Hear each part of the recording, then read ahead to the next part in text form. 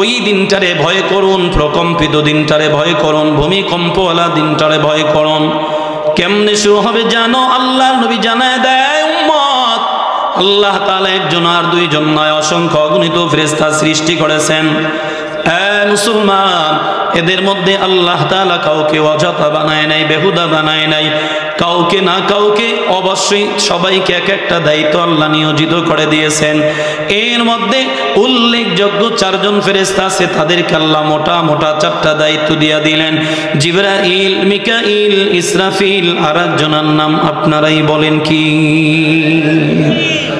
নামটা লইতে খুব ভয় লাগতেছে, তাই না? ডাক দিলে যদি আবার সিফা সাফা দিয়ে চইলা এসা থাবা দেয়, কথা কন, আজরাইল ধরবে কি ধরবে না?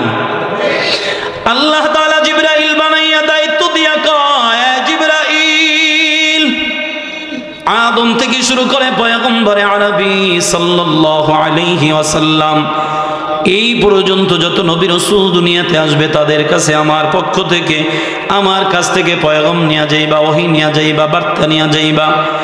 এই মিকাইল, তোমার দায়িত্ব দুনিয়ার জমিনে যখন যেখানে যতটুকু আলো বাতাস বৃষ্টির প্রয়োজন ব্যবস্থা করে দিবা। এই আজরাইল, তোমার দায়িত্ব দুনিয়ার মানুষের আমি আল্লাহ হায়াত দিলাম, আবার মওতকে নির্ধারিত করে দিলাম। নির্ধারিত একটা সময় আমি আল্লাহ তাআলা তাদের জন্য বরাদ্দ করে দিয়েছি। যখন যেই বান্দার হায়াত ফুরায় যাবে, আমি আল্লাহর হুকুমে তার রূহটা কবজ করে নিয়ে আসবা। এই ইসরাফিল, তোমার দায়িত্ব আমি আল্লাহ তোমাকে একটা বাঁশি দিলাম, সিংহা দিলাম, এটা মুখের কাছে নিয়ে দাঁড়ায় থাকবা, সময় হবে ফুৎকার দিবা। ধাপে ধাপে 3টা ফুৎকার দিবে, আল্লাহ তাআলার অর্ডারের অপেক্ষা দাঁড়ায় রইছে।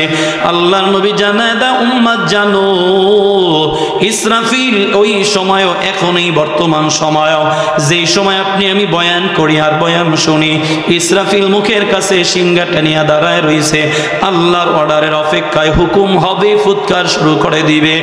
একটা দিন এমন সময় চলে আসবে, আল্লাহ ডাক দিয়া বলবে, ইসরাফিল কোথায়? হাতে রাখা সিংহাটার মধ্যে ফুৎকার লাগাইয়া দাও। ইসরাফিল ফুৎকার শুরু করে দিবে। প্রথম ফুৎকারটা যখন দিয়া দিবে, ওই সময় ইসরাফিলের ফুৎকারের আওয়াজটা এত বিকট হবে, এত ভয়ঙ্কর হবে, এত বিকট আকার ধারণ করবে। আল্লাহ বলে, একদিকে ইসরাফিলের আওয়াজ, অন্যদিকে আল্লাহ তাআলা বলবে, এই জমিন প্রকম্পিত শুরু হয়ে যাও, ভূমিকম্প শুরু হয়ে যাও। ইসরাফিলের আওয়াজের কথাটা আল্লাহ তাআলা সূরা জিলজালের প্রথম আয়াতে বলেন, ইযা জুলজিলাতিল আরদু জিলজালাহা। একদিকে ইসরাফিলের আওয়াজ এত বিকট, অন্যদিকে জমিনের মধ্যে প্রকম্পিত হয়ে যাবে, ভূমিকম্প, এমন ভূমিকম্প হবে।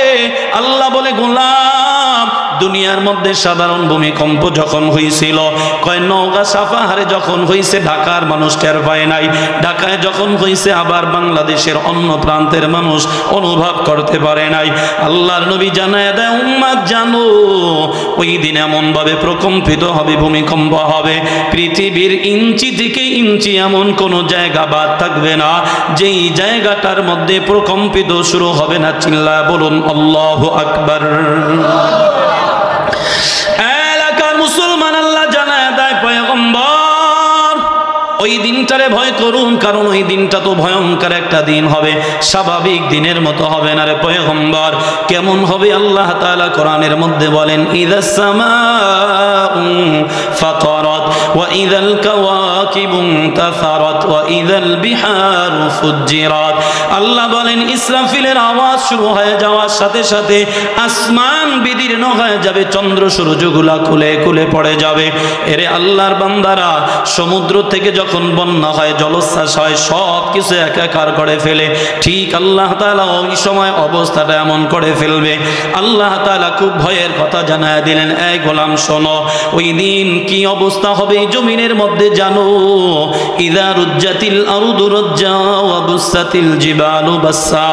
আল্লাহ তাআলা জানায় দেয়, গোলাম, এত বিশাল বিশাল পাহাড়, এত উঁচু উঁচু পর্বতগুলা সব ভেঙ্গে চুরে খান খান হয়ে যাবে, তুলার মতো উঠতে থাকবে, মানুষগুলা অস্থির পেরেশান হয়ে যাবে।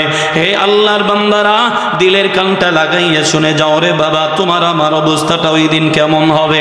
আল্লাহ বলেন ফাইযা বারিকাল বাসারু ওয়া খাসাফাল কমার ওয়া জুমিআশ শামসু ওয়াল কমার ইয়াকুলুল ইনসানু ইয়াওমাইযিন আইনাল মাফার।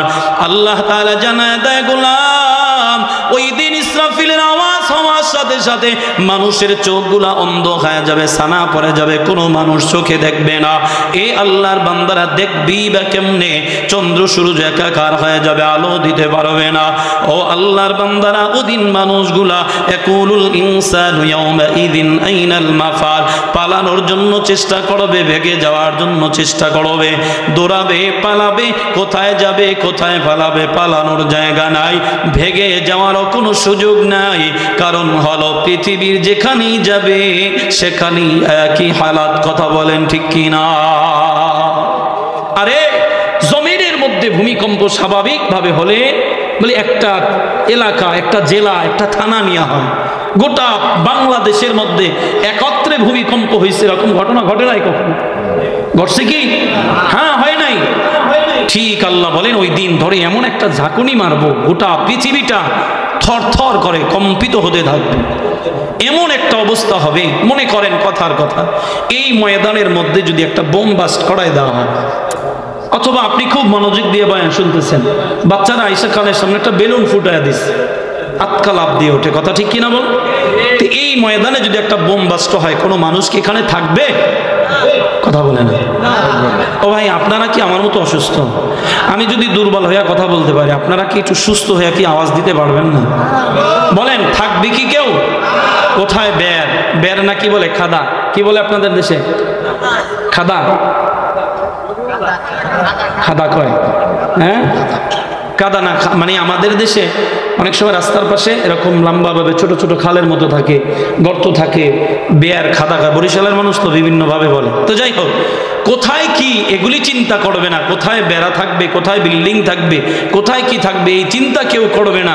শুধু একটাই চিন্তা, আমি আমাকে কিভাবে সেভ করব, কিভাবে বাঁচবো, এই চিন্তা। ইয়াকুলুল ইনসান ইয়াওমাইযিন আইনাল মাফার, মানুষগুলা দিক বেদিক হইয়া পাগলের মতো ছোটাছুটি করবে, কোথায় পালাবো, কোথায় ভেগে যাব।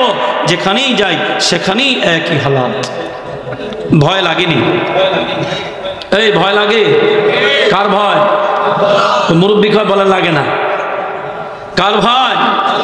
হ্যাঁ, এই কথাই বলছিলাম যে সূরাটার মধ্যে আল্লাহ যে কথাগুলা বলেছে, প্রত্যেকটা কথাই আল্লাহ ভয়ের কথা বলেছে।